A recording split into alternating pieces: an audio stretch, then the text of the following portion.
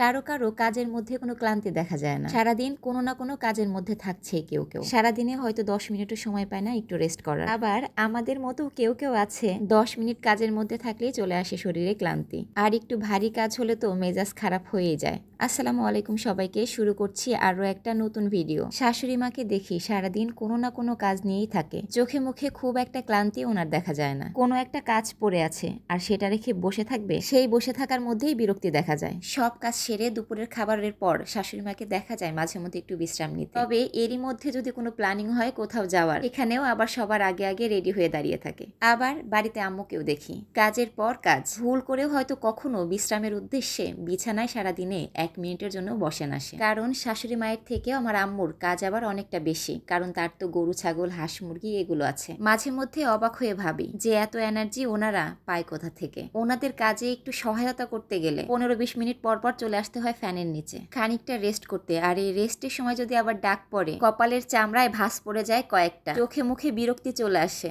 আর তখন কথার টোনও এমন পরিবর্তন হয়ে যায়, হ্যাঁ বলেন কি করতে হবে। কিন্তু কাজকাম শেষে পর মুহূর্তে যখন ভাবতে বসি যে আসলে এত এনার্জি ওনাদের আসে কোথা থেকে, তখনই মাথায় একটা কথা ঘোরে যে ওনারা তো এত সব কাজ করবেই কারণ ওনারা তো ফোন চালাতে জানে না। ফোন চালানো তো একটা কাজ, তাই না? দিনরাত 24 ঘন্টা যদি আমাদের ফোন চালাতে দেওয়া হয়, ভুল করে যদি কোনোভাবে চোখে ঘুম না এসে যায়, তাহলে শুয়ে শুয়ে ফোন চালাতে চালাতে যদি কোনো রকম ক্লান্তি এসে যায়, তাহলে আবার একটু হেঁটে এসে আবার ঘরের কোনো এক কোনায় বসে বসে মোবাইল চালানো শুরু হয়ে যায়। ফোনটা চালাতে চালাতে ফোনের ব্যাটারিটা যখন আবার লো হয়ে যায়, আহারে ফোনটাকে চার্জে বসিয়েও ফোনটাকে আর শান্তি দেই না। ভেবেছেন কত কাজের আমরা? এগুলো কি পারবে আমাদের মা শাশুড়ি মায়েরা? সারাদিন টুকিটাকি কাজ সারার পর রাত 10টার মধ্যে চোখে ঘুম না আসা, বেশিরভাগ সময় ফোন নিয়ে পড়ে থাকা মানুষগুলো হারে হারে বুঝতে পারে যে এই ফোন আসলে আমাদের জীবনে ঠিক কতটা প্রভাব ফেলে। আমাদের মা শাশুড়ি মা এরাই সেই জেনারেশন যারা ফোনের ক্যামেরাটা বের করে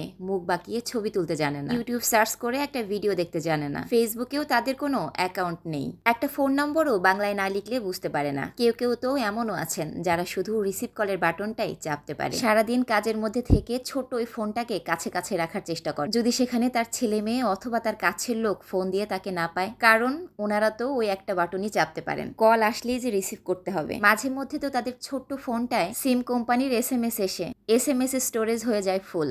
ডিলিট শব্দটা তারা শুনলেও কখনো সেটা কিভাবে ব্যবহার করতে হয় তারা কিন্তু সেটা জানে না। তাহলে ভাবেন সারাদিন দুটো চোখটাকে একটা জায়গায় অ্যাক্টিভ না রেখে ঘরে এবং ঘরের বাইরের আনাচে কানাচের সব কাজ সেরে রাত 8টা থেকে 9টার মধ্যে নাক দিয়ে ফসফস করে নিঃশ্বাস নিয়ে কাদের চোখে ঘুম আসবে বলেন? সত্যি বলতে ভাগ্যবান কিন্তু ওনারাই। এই ছিল আমার আজকের ভিডিওতে। অনেক অনেক ধন্যবাদ ভিডিওটি দেখার জন্য। আল্লাহ হাফেজ।